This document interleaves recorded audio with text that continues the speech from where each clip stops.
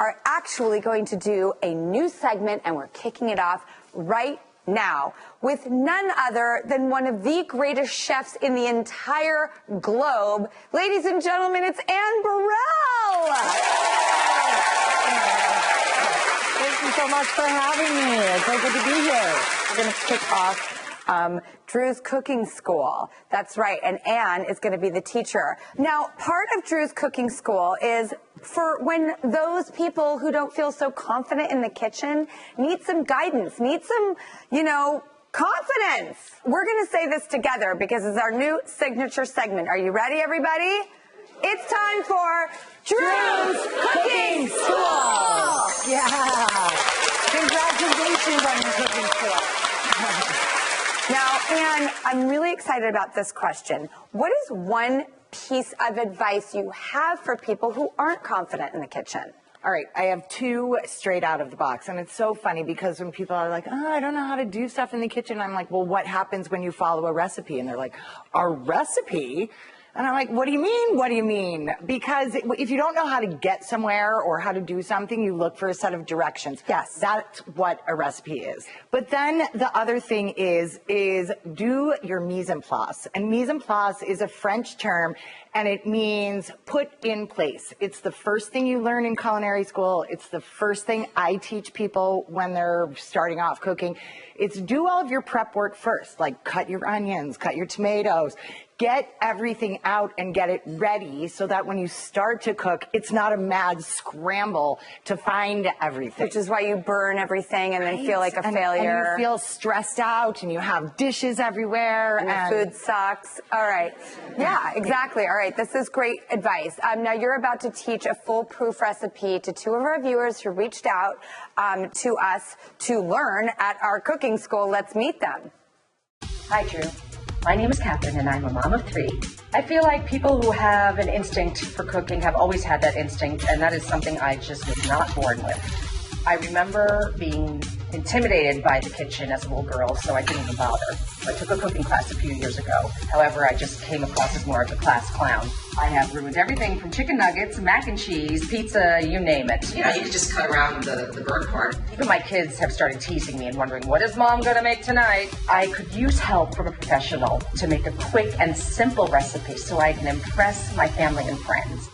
Hi, Drew. My name is Tiffany Grimes, and I desperately need your help when it comes to cooking in the kitchen. I tend to mess up the simplest recipes due to my disastrous cooking skills and my busy work schedule, which is working and teaching full-time. I just tend to eat out every single day, and it's really starting to burn a hole through my pockets. So I would just love to learn some quick, simple dinner recipes that I could master at home. Can someone help me? All right, please welcome Tiffany and Kathryn.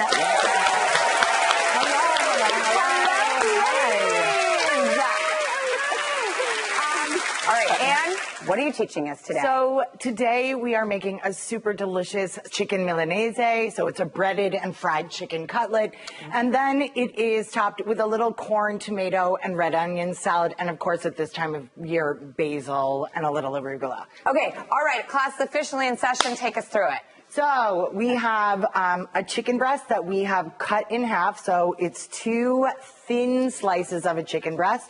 But the first thing when we're thinking about raw chicken, anything that touches raw chicken, you have to wash your hands. So let's just glove up right now.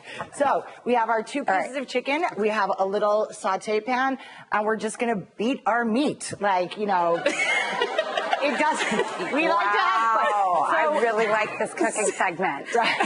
So it's the idea naughty is, and inappropriate, just like me. Right. That's what I always say. I'm Burrell and I'm inappropriate. But we're just gonna pound it a little bit to flatten it. So it's like hit and drag. There we go. There we go. And that's it. There we go. Done, done, done. That's it. That's it. All right. All right. So then we can put the little saute pan aside. So now what we're gonna do, we're gonna run these guys. Let's season them with salt. So you want to do both sides? Yes. Okay. Turn it over. Now, so a nice even coating of salt. It's a nice light coating. Tiffany, one of the things I loved reading about you is that you also want to be economically minded when you eat. Yes. So, Anne, is this dish an economically friendly meal? So you can, chicken breasts, like honestly, if you buy the whole chicken and take the breast off your chicken yourself, then you have the chicken breasts, you have the chicken legs, you know, the drums and the thighs, and then you have the carcass to make chicken stock out of. You get a lot of use out of that one chicken. So buy a whole chicken if you can. Get many uses out of a good tip. So there we go. So now we're going to go through the standard breading procedure. So it's flour. We dust it in the flour, shake off the excess flour. Then egg wash. So this is an egg beaten together with a little bit of water. And then we're going to go right into the breadcrumb. And this is panko breadcrumbs.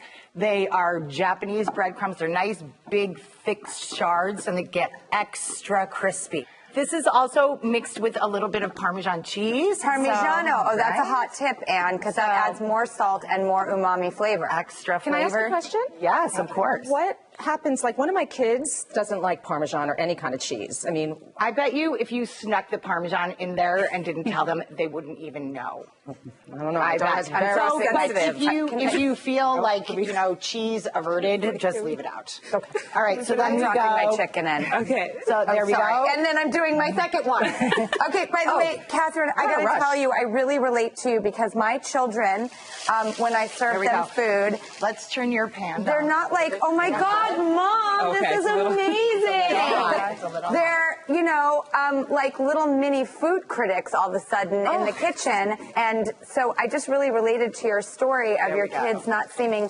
totally satisfied with your food and you're doing your best. There we go. Okay. So we want a nice, gentle fry. Very good. Look at all these. Fry. These look good. Right? Good. You see how you have a nice, gentle fry? And then, so it's not, shouldn't be like a whitewater rapids. It's like sort of like a jacuzzi. It's very zen. And then, right, exactly. Cooking can be zen. I find it zen. Yeah, you know, cooking can also be a hot freaking mess, but you know what? That's okay because we're going to go to a commercial break and we're going to continue this journey and get our confidence. Okay, now that our chicken is done, first of all, I just want to show Tiffany's chicken. I think it looks really good. How are you feeling? No, I'm actually feeling a little better now. 'Cause usually I'm used to burning it, so that came out really good. So now while these guys are hanging out, let's just whip together our salad. So we've done our mise en place. We have 1 ear of corn that's cut off the cob. It's raw corn. Who knew you could eat raw corn? I like raw corn. Me too. I really do. You know what I also love out of the can, and it's my favorite word to say, niblets. Don't get me wrong. I love a can of corn. I love creamed corn too. I would pour it all over my body if I could. I really do. You can. I guess I can. You know what? You're right, Anne. I can. So then we have 1 beefsteak tomato. So we've kept the gel and the seeds because we're going to use this for our vinaigrette, by the way. So we have some red wine vinegar and olive oil. We'll take our Oozy goozy. Yes, so it's like sort of a tomato seed vinaigrette. So we're putting this. And then are we emulsifying it? Because I do love an emulsification. Well, yes, go ahead, whip it together. So we have some onions that we're adding to this. We have 1 clove of garlic that we're adding to our vinaigrette. Minced. Right. Minced, right? And then a little bit of salt. We whip it together. So we're just going to stir this all together. So pour it right over there. I just know that I'm also a lot like Tiffany. I'm really busy and I tend to order takeout a lot. Same. And, you know, you want to stop the takeout habit and start cooking for yourself. Yeah. And as a busy mom, I really relate to both of you. My kids aren't cheering me on in the kitchen, and I don't have a lot of time to cook for them. And you're thinking about the economical aspect, and I'm thinking about the psychology of kind of, I don't feel super empowered in the kitchen. It's a place that I really love, but when it comes to like necessity, it's stressful. So like, what can we do to empower you to take the stress out? well, I have to say, my 14-year-old daughter likes to cook. I mean, she likes to bake. So I've actually helped her. I've been more of her assistant, which has been good. That's been a way to bond. I love that. It's been, yeah, it's a good thing. I bake with my kids all the time. But I will say, the cleanup is a nightmare. Right. That's the other part to it, right? But, you know, I'm like, it's worth it because it is really bonding. And because you're cooking with a kid, like sometimes as much as maybe you're not getting the best 5-star reviews for them, at the same time, you can be so much more playful with them. Oh, yeah. Oh, yeah. So let's get your basil in there and then just stir it all up. Look at how beautiful that looks. My basil. Okay, perfect. And then we have a plate with just a little handful of arugula on the bottom, a little salad. And I love to take the chicken and put the warm chicken right on top of the salad so it kind of wilts it a little bit. And then we spoon the salad over. And make sure that you get some of that really yummy vinaigrette that's in the bottom of there too. So, and just let it kind of fall where it may. It's kind of like a confetti situation. And there we go. And that's it. That looks beautiful. Wow. Right? You made it from start to finish. There you go. I think I can do this. Really? I think I can do this. Do you feel good about what you've done? Yes. And Kathryn, how do you feel? Because I'm looking at your dish, and I'm here to tell you that I think your dish looks beautiful. Right? Yes. It looks lovely and fresh and delicious. It's got rainbows. So, I mean, to me, cooking also, especially when you're not comfortable in the kitchen, don't try to go for the hardest thing that you've ever tried to do. I am always about the low-tech solution. Like, let's not make it harder or more difficult. Like, let's pick a few ingredients that you're like, oh, I really want to eat these, and go around those. And just respect them and be kind to them. And it doesn't have to take a long time. Well, I mean, Kathryn, I think what you made is really beautiful. How do you feel about it? I'm feeling empowered. Yes? Well, you know what? Thank you. I have to say, though, and you're a mom and you could probably relate to this, but there is like a little chicken finger thing that I could sort of use with the kids, you know? Absolutely. I mean, I could say this is like a giant chicken finger, but with some... Exactly. You know? It's exactly what it is. Think about it. Let's try our dishes, ladies. try. Oh, okay. Yes. I'm really excited. Me too. Okay. I'm very, very honored to be taught by the great Anne Burrell. I'm very honored to cook with two women who I really relate to emotionally in the kitchen.